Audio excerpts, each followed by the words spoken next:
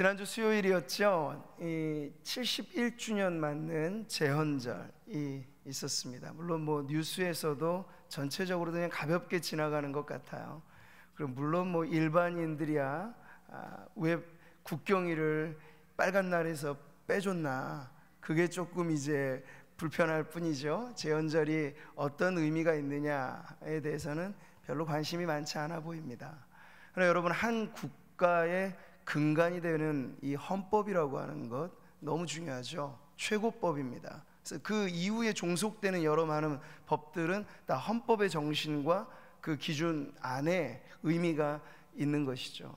우리가 입헌주의라고 말했을 때는 헌법을 통해서 통치한다는 것인데, 왜냐하면 그래야만 국가 권력 안에 개인의 자유와 그리고 권리가 침해당하지 않고 보호를 받을 수 있기 때문이죠.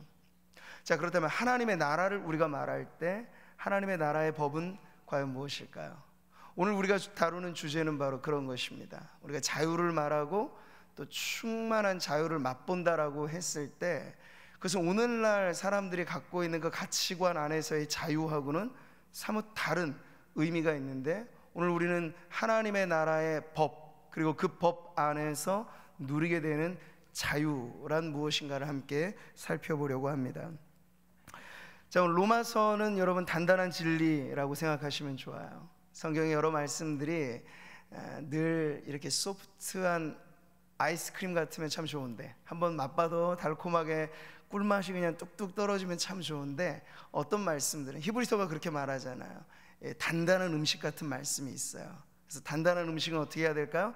더 오래 잘 씹어서 잘 소화시켜서 드셔야 되죠. 근데 그런 단단한 진리가 사실 우리의 믿음을 강건하게 합니다.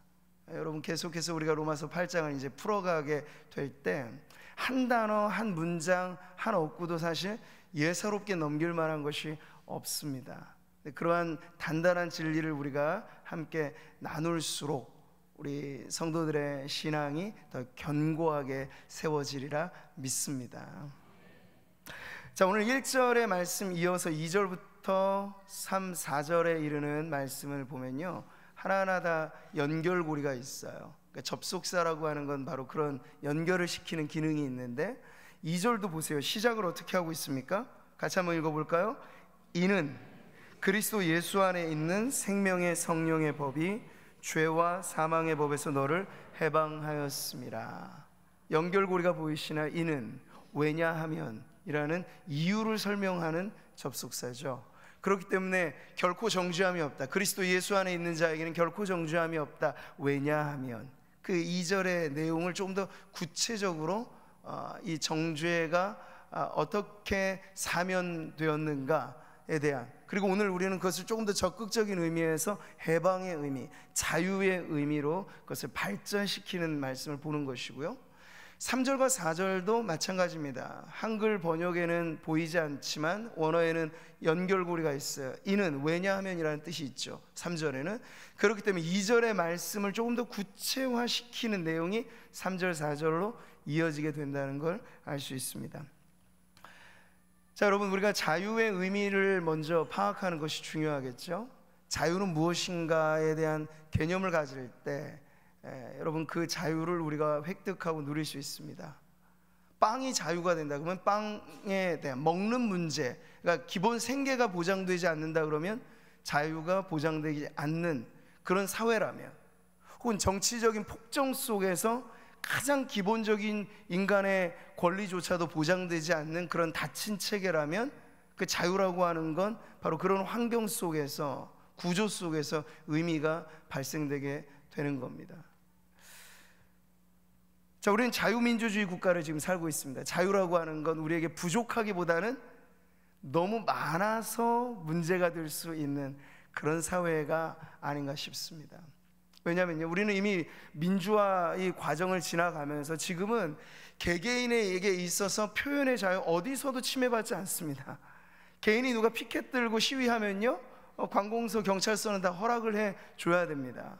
언론, 출판, 결사, 집회 자유가 헌법이 보장해준 자유이기 때문에 그렇죠.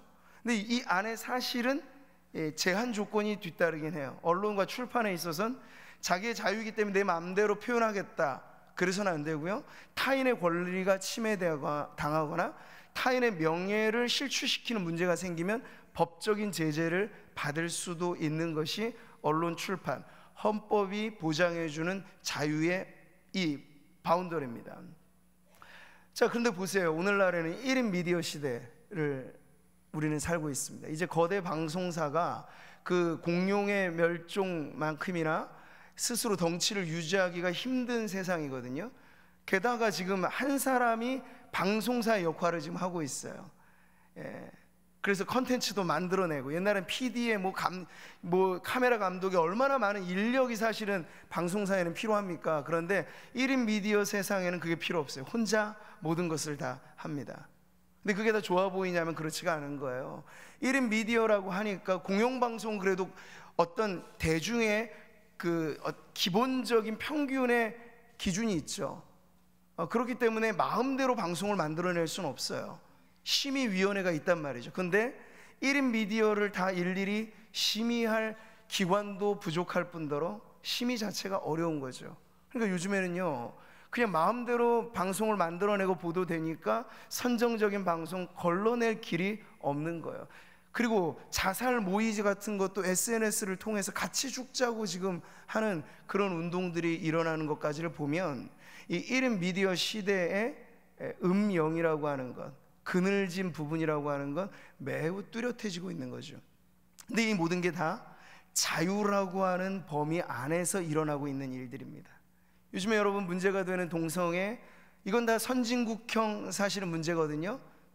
자유가, 인권이 완전히 보장되고 그것이 어디에나 통하는 그런 시대가 되니까, 예전에도 여러분 고대로부터 동성애는 있었습니다. 근데 다만 그것이 성경뿐만 아니라 인간의 보편적인 기준이 동성애는 잘못됐다라고 하는 가치 판단이 있었거든요. 근데 지금은 뭐예요? 차별 금지라고 하는 법을 내세워서 소수자의 인권의 문제로 이걸 접하게 되니까 보편적인 인간의 기준 자체도 사실은 소수성의 논리에 이제는 넘어가게 되는 그런 시대가 된 거예요. 이게 다 뭔가요?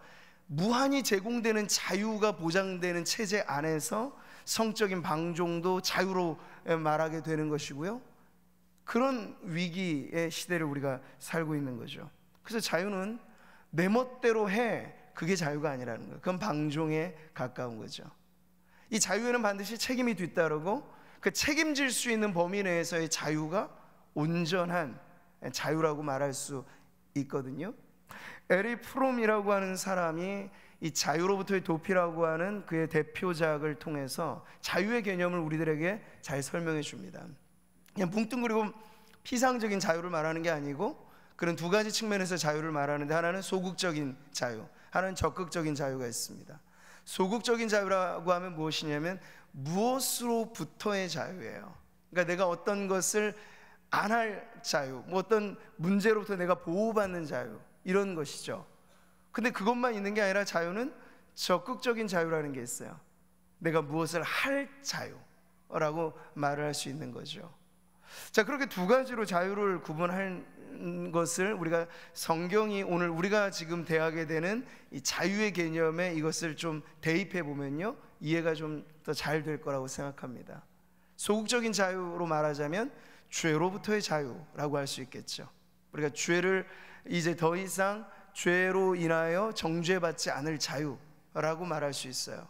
그런데 성경은 그런 자유만을 가르쳐 주는 것이 아니라 하나님을 위해서 우리가 적극적으로 헌신하거나 희생하거나, 그리고 하나님을 더 알아가거나 하는 그런 적극적인 자유도 있다는 거죠.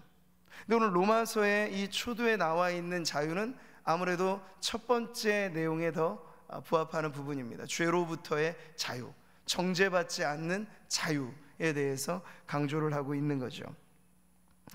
자, 우리는 이어지는 내용에서 서로 대결 구도를 갖고 있는 두 가지 법을 보게 됩니다. 어떤 법과 어떤 법이죠? 생명의 성령의 법, 그리고 죄와 사망의 법이 그렇습니다. 마치 피고석에 앉아있는 피고인을 중심으로 이 검사 측의 고소와 그리고 변호인 측의 변호, 이것이 아주 치열한 공방을 이루는 법정의 여러분 이미지를 떠올려 본다면 지금 이 대결 구도를 갖고 있는 성령의 법, 죄와 사망의 법, 그렇게 지금 서로 대치되어져 있는 것을 보게 되죠. 자, 그런데 먼저 인간이 사실은 어느 법에 더 이끌려 살아갔느냐라고 말하면 간단해요. 죄와 사망의 법입니다. 자연인으로 태어나, 그러니까 예수 그리스도의 복음을 듣지 않고 태어나 살다가 죽는 전 인간의 일생은 어느 법에 사실은 영향을 받겠습니까? 죄와 사망의 법에 영향을 받죠. 그래서 우리가 먼저 다뤄야 될 부분이 바로 죄와 사망의 법인데, 여기 보세요. 죄와 사망의 법이라고 하는 거 하나의 세트로 엮여져 있잖아요. 그러면 죄라고 하는 것, 사망이라고 하는 것이 어떤 관계가 있다는 것을 보여주는데, 로마서 5장에 보면요, 원죄를 통해서 이 죄와 사망이 어떻게 발생하게 되는지를 이렇게 말씀합니다. 같이 한번 읽어보겠습니다. 그러므로 한 사람으로 말미암아 죄가 세상에 들어오고 죄로 말미암아 사망이 들어왔나니. 자, 저기 보세요. 한 사람, 아담을 말합니다. 아담의 범죄 이후에 일어난 일들, 이제 죄의 세력이 물밀듯 인류, 이 세상에 들어오게 된 거예요. 그랬더니 뭐가 딸려왔습니까? 사망이라고 하는 것이 딸려오게 된 것이죠. 지금은 우리가 기대 수명 100세 시대를 살아가고 있지만, 이것도 여러분 아담, 이 고대로 가서 이 인류의 첫 조상으로부터 시작된 생존의 기간을 보면요, 이건 비교도 안 돼요. 아담 시대의 사람은 거의 1000년을 살았어요. 거의 한 세기를 살았다고요. 아담, 무드셀라 뭐 엄청나잖아요. 369세 뭐 이렇게 살다가 간 인물들을 생각해 보면. 근데 문제는 그렇게 장수하고 오래 살아도 결국 죽음을 면치 못했다는 거야. 이 죽음이라고 하는 낯선 것이 모든 인간을 장악하게 되었다는 것. 근데 원인이 뭘까요? 죄가 원인이 되어서 사망이 모든 사람들에게 주인 노릇을 하게 되었다는 걸 보여주고 있는 거죠. 그래서 바울은 로마서 7장에서 보면요, 이 죄의 지배력에 대해서 이렇게 말합니다. 만일 내가 원하지 않는 그것을 하면 이를 행하는 자는 내가 아니고 내 속에 있는 뭐라고요? 죄라고 말하고 있습니다. 물론 바울이 지금 죄에게 핑계를 주자고 하는 말이 아니에요. 나는 아무런 문제 없는데 이 죄가 문제지, 죄인이 문제죠. 근데 이렇게 죄의 핑계 삼아 뭔가 자기의 죄를 모면해 보려고 하는 얘기가 아니고, 바울의 이 강조점은 아무리 선하게 살려고 노력을 하고 아무리 착하게 살려고 노력을 해도 내 안에 있는 이 죄라고 하는 것이 거의 법처럼, 원칙처럼 힘으로 나를 잡아 끌기 때문에 선하게 원하는 나에게 악이 함께 있다, 그러한 호소를 하고 있는 거예요. 인류 모두의 사실 절규이죠. 모든 인간이 사실은 이 바울의 호소에 동참하고 있다고 말할 수 있어요. 그만큼 죄는 미미한 영향력이 아닙니다. 뭉뚱그려진 추상적인 개념이 아닙니다.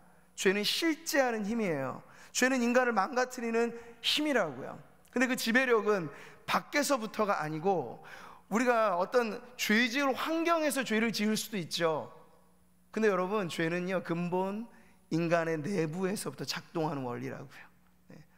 그래서 어린 아이들을 한번 생각해 보세요. 이 아이들에게 교육이라고 하는 것, 가르침을 주지 않으면 선한 것에 대해서는 알지 못해요. 근데 가르치지 않아도 나쁜 것은 배워요. 이게 본시 그 백지장처럼 하얀 어린 아이들조차도요, 죄라고 하는 것은요, 학습을 통해서 배우는 것이 아니라 본성적으로 우러나오는 문제라고 하는 걸 알 수 있는 거죠. 자, 이렇게 안에서 내주하는 죄의 세력으로 인하여 우리는 인간의 근본 문제가 발생하게 된다 하는 것을 보게 되죠. 자, 이렇게 죄가 지배적인 곳에 사망은 결과로서 따라온다는 거예요. 야고보서도 이 관계를 이렇게 잘 설명하고 있죠. 욕심이 잉태한 즉 죄를 낳고 죄가 장성한 즉 사망을 낳느니라.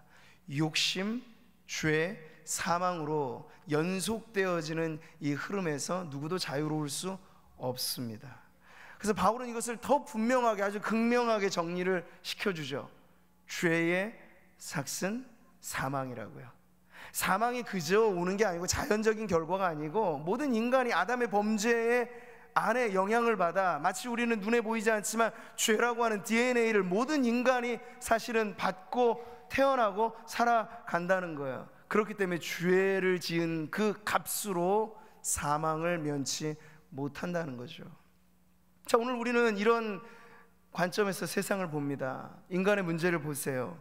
여러분, 지금도 왜 끊이지 않는 사건 사고, 이 세상의 문제는 과학은 발전되고 문화는 개선되는 것 같지만 왜 인간의 문제는 이렇게 계속 답보 상태, 아니 점점 더 흉악한 그런 범죄들이 늘어나는 것일까요? 라이놀드 니버라고 하는 기독교 정치 철학자는 사실 도덕적인 개인, 인간과 비도덕적인 사회라고 하는 그의 대표작을 통해서 이 문제를 설명해 보려고 했어요. 그래서 개인은 도덕적일지라도 그 개인이 속한 집단의 문제로 인하여 그는 이기주의자가 될 수밖에 없다. 어떤 사회 구조적인 문제를 가지고 인간 세상의 이 범죄 혹은 망가진 어떤 이런 현실의 문제를 설명을 하죠. 자, 그런데 우리는 이 도덕이라고 하는 도덕적인 인간이라고 말했을 때 사실 그 기준이 뭔가요? 세상의 기준이에요. 세상의 기준이에요. 근데 하나님의 기준 앞에 선다면 도덕적인 인간마저도 불의한 죄인이라고 하는 성경의 판단에서 자유로울 수 없는 거죠. 왜? 하나님은 완전하신 분인데 세상의 법이라고 하는 건 겉으로 드러나는 행동의 문제를 가지고 도덕적이냐 비도덕적이냐 혹은 윤리적이냐 비윤리적이냐 이런 판단을 한단 말이에요.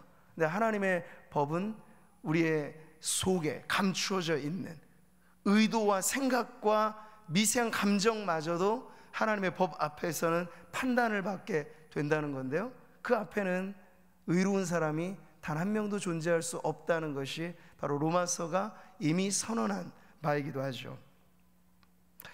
자, 그렇기 때문에 죄를 지어서 죄인이 된다라는 말도 있지만 죄인이기 때문에 죄를 짓는다는 말이 보다 더 성경적인 개념으로 우리가 이해할 수 있는 부분이죠.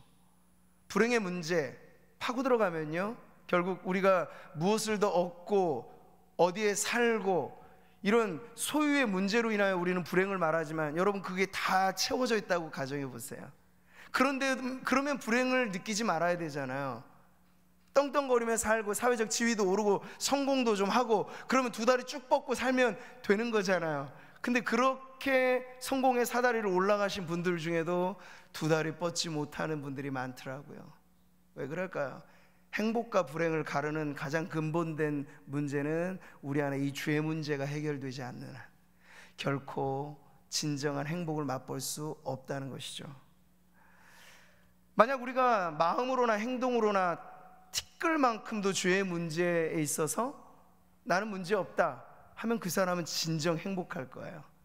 그리고 죽음의 문제 앞에 나는 거뜬히 뛰어넘을 수 있다, 진시황도 원한 것처럼 불로장생, 나는 죽지 않고 살 수 있다, 그런 자신감이 있다면 그도 아마 행복할 수 있을 테요. 그렇지만 여러분, 이 두 가지 문제 중 어느 누구도 죄로부터 죽음으로부터 나는 아무런 문제 없다 말할 수 있는 사람이 없기 때문에 우리는 사실 늘 행복과 불행을 오가면서 흔들리는 갈대처럼 사는 것이죠. 자, 그렇기 때문에 이 불행에 허덕이는 사람들, 세상 모습을 볼 때 우리는 그것에 대한 유일한 해답이 무엇일까에 대해서 다시 한번 복음의 귀를 기울여야 되는 거죠. 복음은 인간의 행동을 개조시키기에 앞서서 인간의 존재 자체를 변화시키는 거거든요. 그래서 행동을 촉발해서 좋은 행동, 좋은 습관을 만들어서 좋은 사람이 되자, 이건 현대 심리학의 방법이겠지만 복음은 그런 접근이기보다 우리의 속사람을 변화시키고 점점 더 우리의 행동도 개선시키는 방식으로 우리를 뒤바꿔 놓는 것이죠. 근데 우리의 속사람을 바꾼다라고 말했을 때 가장 결정적인 문제 해결점을 주는 거예요. 가장 결정적인 문제, 죄의 문제에 대한 해답을 줌으로써 복음은 인간을 고치고 사회를 바꾸고 세상을 변화시켜 나가는 것입니다. 여러분, 죄와 사망의 법, 우리가 이 앞에 자유로울 수 없고 이 강력한 실제하는 원리, 힘 앞에 누구도 자유로울 수 없기 때문에 우리는 바울이 로마서 7장에서 결론부에서 이렇게 호소한 것을 공감할 수 있는 거예요. 오호라 나는 공고한 사람이로다. 이 사망의 몸에서 누가 나를 건져내랴. 바울도 그리고 모든 인류에 속해 있는 사람들이 저마다 이 탄식 속에 사실은 갇혀 있다고 말할 수 있는 거죠. 그래서 여러분, 로마서 7장 이후에 8장의 처음 시작이 너무나 중요하게 선언을 하고 있는 거예요. 그런 사람들, 오라 나는 공고한 자로다. 선하게 살아보려고 노력했지만 여전히 자기의 양심조차도 건너뛰기 어려운, 양심으로부터도 자유로울 수 없는 인간들에게 복음이 선언하는 자유에 대해서 8장 그렇게 시작하고, 지금 우리가 이 말씀을 계속 보는 것이죠. 세상의 기준, 윤리의 기준, 도덕의 기준, 법의 기준 안에서 살아가면 자유로울 수 없어요. 그러나 그리스도 예수 안에 거처가 바뀌고 인생의 이 목적과 방향이 그리스도 안에서 설정된 사람들에게는 이제 죄의 문제에 관한 정죄함이 없고 죄와 사망의 법에서 해방감을 누리는 참된 자유를 누릴 수 있다는 것이죠. 여러분, 그래서 지금 이제 대두되어지고 더 중요하게 언급되어지는 게 바로 죄와 사망에 대조되어지는 또 하나의 강력한 법이 소개되고 있는 거예요. 죄와 사망을 이기는 힘, 그게 뭘까요?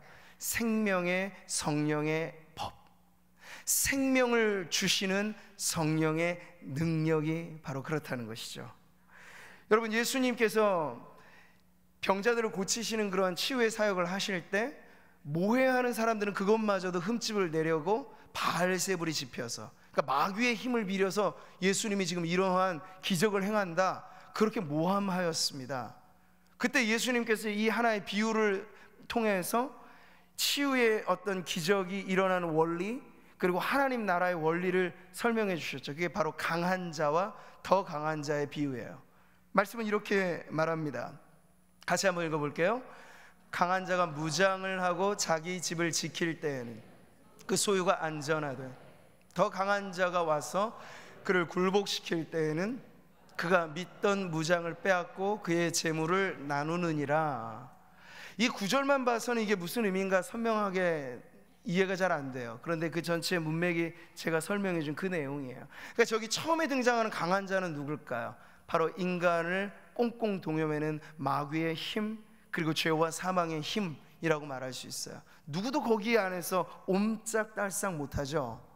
그런데 그렇게 갇혀있는 인생이 자유를 누리는 길이 있어요. 그건 뭐냐면 그보다 더 강한 자가 와서 그 앞에 폭력을 가하고 그 앞에 자유를 빼앗았던 그 대상을 내쫓아 줄 때 그는 진정 자유를 누릴 수 있다, 이 말이죠. 그러니까 예수님의 치유 사역은 단순히 질병만이 고쳐진 것이 아니라 하나님의 나라가 여기 임했다라고 하는 선언이에요. 왜냐하면 하나님 나라를 알지 못하여 죄의 종로로 타고 사망에 매여 살아가고 마귀가 이끄는 대로 살면서 육신의 질병, 여러 가지 많은 질곡의 세월을 답을 찾지 못해서 살아가는 인생들에게 예수님께서 그 질병에서 자유를 얻고 귀신의 그 억눌림 속에서 자유를 누리게 하신 것은 하나님의 나라가 그에게 임했다라고 하는 걸 가시적으로 보여주는 거죠. 그랬을 때 하나님의 나라는 무엇입니까? 개념이 아니에요. 실제이죠. 하나님의 나라는 말에 있지 아니하고 능력에 있다고 말씀하였습니다. 바로 그 능력의 실체가 오늘 로마서로 말하자면 생명의 성령의 법이라는 거예요. 누구도 자유로울 수 없는 죄와 사망의 법에서 우리가 해결되는 길이 있다는 거죠. 잘 살아보세요. 여러분이 노력하고 운동을 벌이고 양심대로 한번 살아보려고 실천사항을 적어보고 아무리 애써보세요. 오히려 노력하면 노력할수록 우리는 바울이 1인칭으로 표현한 그 고백에서 자유로울 수 없을 거예요. 오호라 나는 공고한 자로다. 차라리 법을 잊고 양심에 송사하고 상관없이 내 멋대로 사는 사람들은요, 이런 가책조차도 못 받아요. 그렇다고 그 사람이 자유로운 걸까? 아니죠. 죄와 사망에 아예 매여 사는 거죠. 마귀의 완전히 하수인이 돼서 사는 거죠. 문제는 이 마귀의 권력과 죄와 사망의 이 법칙에서 자유로우려고 애를 쓸수록, 근데 종교적인 심성이 있는 사람들이 그래요. 타 종교든 어떤 종교든 간에 종교에 귀의해 보려고 하는 사람들은 그래도 한번 잘 살아보려고, 선하게 살아보려고, 양심대로 살아보려고 애를 쓰는 사람들이거든요. 근데 그게 종교로 해결이 안 되는 거죠. 그게 해결받는 유일한 길은요, 힘 대 힘의 대결에서 우리를 붙잡고 있었던 강한 힘이었던 죄와 사망의 그 힘으로부터 우리를 구출해내고 해방시켜주는 그보다 강한 힘이 필요하다는 거야. 그 힘에 관해서 오늘 로마서는 우리들에게 아주 선명하게 가르쳐주고 있습니다. 그렇기 때문에 우리가 천국 백성 된다는 것이 왜 성령으로 거듭나지 않으면 안 되는 걸까요? 성령으로 거듭나야 생명을 주시는 성령의 능력이 우리 안에 작동하게 되기 때문입니다. 새로운 법이죠. 그래서 하나님 나라의 백성들은 법 없이 사는 존재가 아니고 성령의 법에 따라 생명을 누리며 살아가게 된다는 거예요. 그 법의 보호를 받는다는 거예요. 여러분, 미국의 시민이라면 어느 법에 따라 살 수 있습니까? 우리나라에서 때론 범죄를 해도요, 미국의 법에 따라서 판결을 받도록 그쪽으로 가게 되어 있어요. 이게 강한 나라와 약한 나라의 차이예요. 강한 나라는 자기의 국민을 자기의 법으로 보호해 줍니다. 누구 하나 손대지 못하게 한다는 거죠. 하나님 나라도 이와 같습니다.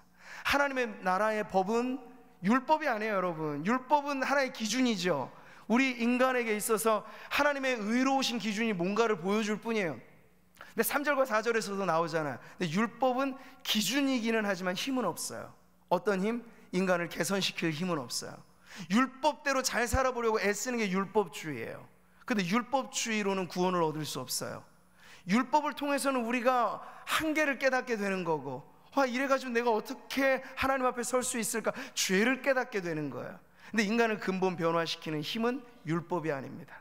그 힘이 뭘까요? 성령의 법이라는 거예요. 사랑하는 성도 여러분, 여러분이 어느 힘에 의하여 살아가고 있느냐를 보는 것이 매우 중요합니다. 여러분, 예수님께서 성령님에 대해서 가르쳐 주실 때 그분을 보혜사로 설명해 주셨잖아요. 보혜사는 아주 다양한 의미를 담고 있는데 그 중 하나가 변호자라고 하는 의미를 갖고 있어요. 여러분, 마귀를 말할 때 원어의 마귀의 뜻은요, 참소자라는 뜻이 있어요. 그러니까 보세요, 죄인은 피고 속에 안 치고 마귀가 하는 일은 뭘까요? 우리를 참소하는 거죠. 마귀는 기막히게 알아요. 우리의 과거로부터 현재까지, 물론 미래는 모르죠. 과거로부터 현재까지는 알아요. 우리가 일기장에 기록하지 않은 숨은 죄까지도 마귀는 알아요. 그래서 시시콜콜 그걸 근거로 해서 우리를 참소하는 자가 마귀입니다. 그렇기 때문에 여러분, 우리의 이성적인 판단과 우리의 감정적인 대응만으로 스스로를 변호하려고 한다면 마귀의 참소에서 자유로울 수 없어요. 바로 그때 우리가 누구의 도움을 필요로 하는 것일까요? 우리의 참된 변호자가 되시는 성령님의 변호가 필요하다는 거죠. 성령님은요, 그런데 놀랍게도 지금 지구상에 예나 지금이나 존재하는 모든 사람들 중에 너는 내 것이라고 하나님께서 끄집어내시고 구원해 주신 하나님의 백성들을 변호하시는 일에 있어서 성령님은 패소하신 적이 한 번도 없으세요. 백발백중 성령님은 그 변호를 승소로 이끄시는 분이에요. 왜 그럴까? 그분은 진리의 영이시기 때문이죠. 여러분, 마귀가 우리를 고소하는 건 진리로 접근하는 게 아니죠. 우리의 행동과 그리고 그 행동에 결부되어 있는 우리의 문제들을 가지고 참수할 뿐이에요. 거기에 거짓을 보태서 우리를 무너뜨리려고 하는 거죠. 근데 거기에 대해서 성령님의 변호는요, 철두철미하게 진리를 기준으로 우리를 변호한다고요. 그 진리 중에 가장 강력한 증거를 가지고 우리를 변호한다고요. 여러분, 그래서 법정에서 말 잘한다고 변호사가 승소할 수 있어요? 아니죠. 판사를 감동시켜서 눈물을 흘려서 변호에 승소할 수 있습니까? 없어요. 가장 강력한 건 증거입니다. 증거를 들이밀고 변호를 해서 그 증거가 확실하다면 감정 여하에 상관없이 법정에서 승소할 수 있는 건데, 성령님은 그렇게 우리를 변호하세요. 그래서 기독교가 다른 종교와 다른 것은 하나의 교리의 체계, 가르침에 의존해서만 우리가 서 있는 것이 아니라 우리는 분명한 증거를 갖고 있다고요. 그 증거가 뭡니까? 그리스도 예수 안에 있는 성령의 법이라고 말씀하셨잖아요. 예수님께서 진리의 성령의 변호 방식에 대해서 어떻게 말씀하셨냐면 이런 거죠. 진리의 성령이 오시면 그가 너희를 모든 진리 가운데로 인도하시리니. 여기서부터가 중요해요. 같이 한번 읽어보겠습니다. 그가 스스로 말하지 않고 오직 들은 것을 말하며 장래일을 너희에게 알리시리라. 그가 내 영광을 나타내리니 내 것을 가지고 너희에게 알리시겠습니다. 변호자 되시는 성령님의 변호 방식은 자의적이기보다는 예수 그리스도를 증거로, 진리 되신 예수 그리스도를 증거로 하여서 우리를 변호하신다는 거예요. 여러분, 그게 정확하게 우리의 변호가 될 수 있다는 게 어떤 의미겠죠? 바로 우리는 죄 자체를 부정할 수 없는 인생입니다. 우리의 피고석에서 성령님의 변호가 없는 한 어느 누구도 마귀의 참소에서 자유로울 수 없어요. 그런데 성령님이 우리를 변호해 주시는 방식이 이거죠. 예수님을 증거로 제시하는 거예요. 그래서 예수님이 하신 일을 나타내시는 거죠. 예수님 무슨 일을 하셨습니까? 3절과 4절을 보세요. 율법은 할 수 없는 그것을 하나님은 하셨다라고 말씀하실 때 하나님이 하신 일이 뭡니까? 우리의 죄를 위하여, 죄 문제를 해결하기 위하여 독생자를 보내셨어요. 어떻게? 죄 있는 사람의 모습으로. 성육신의 의미는 바로 그것입니다. 죄 있는 사람의 모습으로 오셨어요. 그분은 죄가 없음에도 불구하고.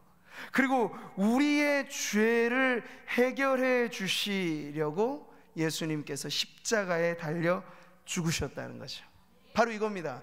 성령님이 증거로 제시하는 것, 모든 사람들에게 통하고 보이지 않는 이 영적인 세계에서 우리가 피고인의 자리에서 이제 승소할 수 있는 가장 중요한 증거는 예수님께서 우리의 죄의 문제를 해결해 주셨다. 어떤 방식으로? 내가 죽어야 될 죽음을 그분이 죽으셨고, 내가 맛보아야 할 지옥의 고통까지도 주님이 담당하셔서 이제 이 사람은 죄가 없습니다 라고 성령님께서 강력한 증거를 가지고 우리의 무죄 판결을 변호해 주신다는 거죠. 자, 여러분, 그래서 율법의 이 기능과 한계가 명확하고 율법 자체로서는 도달할 수 없는 구원과 자유의 문제를 성령의 법이 해결해 주었다고 우리들에게 가르쳐주고 있는 것이죠. 죄로 말미암아 자기 아들을 죄 있는 육신의 모양으로 보내어 육신의 죄를 정하사, 이게 바로 성령님이 제시하시는 증거, 바로 십자가의 구속의 사건을 근거로 저와 여러분에게 자유의 선언을 해주신다는 거예요. 진리를 알지니 진리가 너희를 자유롭게 하리라. 자유에 이르는 오직 한 길이 바로 여기에 있습니다. 진리를 알지니. 그 진리가 뭘까요? 그냥 불교에서도 말하고 유교에서도 말하는 그런 깨달음, 그게 아니고요. 여기서 말하는 진리는 아주 확고한 진리죠. 내가 곧 길이요 진리요 생명 되신 예수 그리스도의 그 진리. 그 진리는 무엇입니까? 나를 위하여 이 땅 오시고, 나를 위하여 피 흘리시고, 나를 위하여 십자가를 지신 그 아들의 생명, 이 진리를 통해서 우리가 자유를 얻을 수 있다는 것이죠. 육신을 따르지 않고 그 영을 따라 행하는 우리에게 율법의 요구가 이루어지게 하려 하심이라. 그래서 신약 성경에는요, 승리를 말할 때 여러 가지 단어들이 있겠지만 영어로 말하자면 그 승리의 방식은 overcome이라고 표현하는 승리예요. 뒤덮어버리는, 간신히 이겨냈다가 아니라 완전히 압도적인 승리로 극복해냈다라는 그런 의미를 담고 있는 거죠. 무엇이? 예수님의 십자가 사건이 말이죠.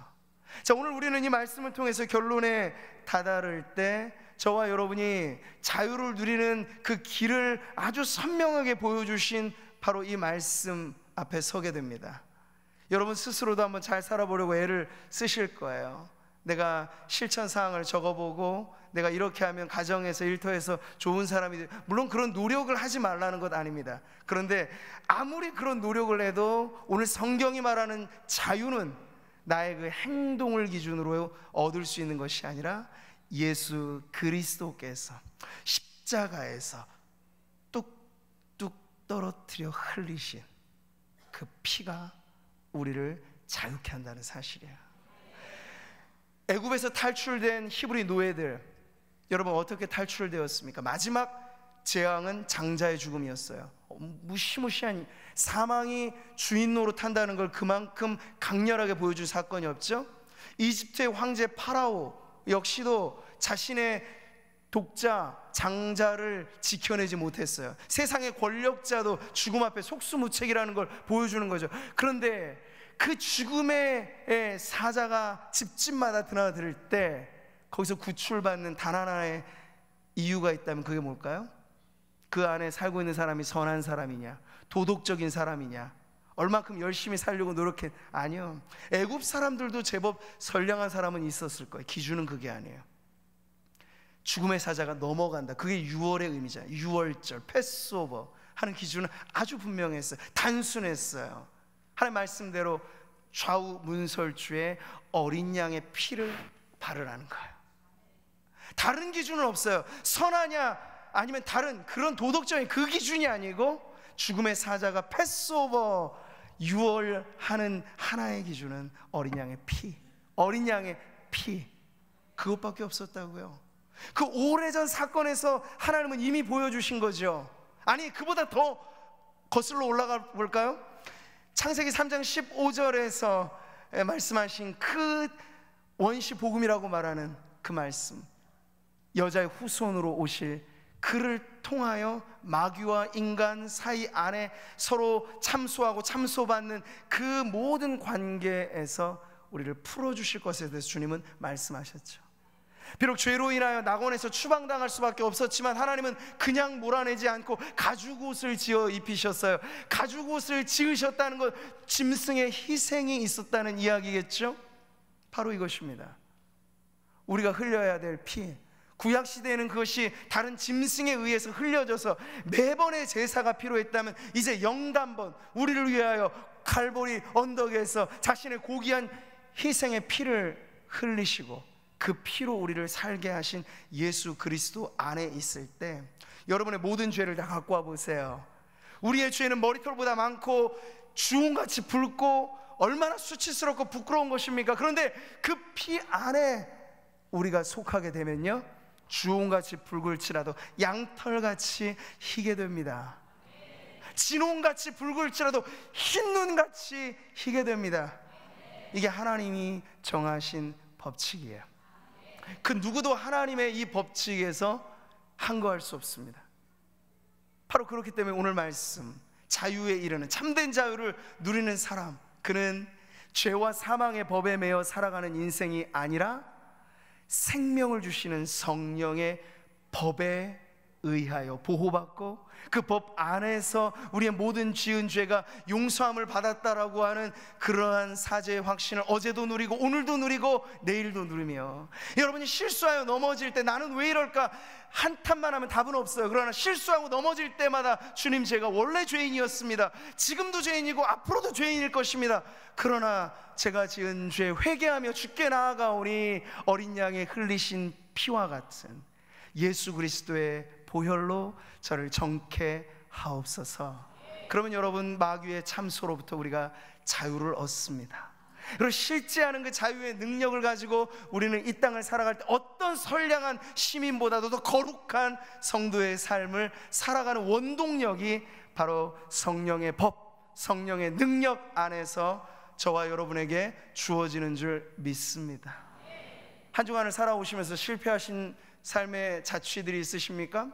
나는 왜 이럴까라고 하는 자기에 대한 연민과 자기에 대한 실망감, 그것으로 얼룩진 인생들이 이 자리에 계신가요? 여러분, 오늘 말씀을 통하여서 우리가 다시 어디로 돌아와야 될지, 우리의 인생의 좌표를 어디에 정해야 될지 너무나 분명합니다. 그리스도 예수 안에 우리를 위하여 흘리신 그 보혈에 여러분의 인생을 드리십시오. 그러면 그 어떤 것으로도 빼앗기지 않는 참된 자유가 우리 모두에게 흘러 넘치게 될 줄 믿습니다. 이것을 확신하는 성도마다 이 찬양이 울려 퍼질 거예요. 주의 보혈 능력 있도다.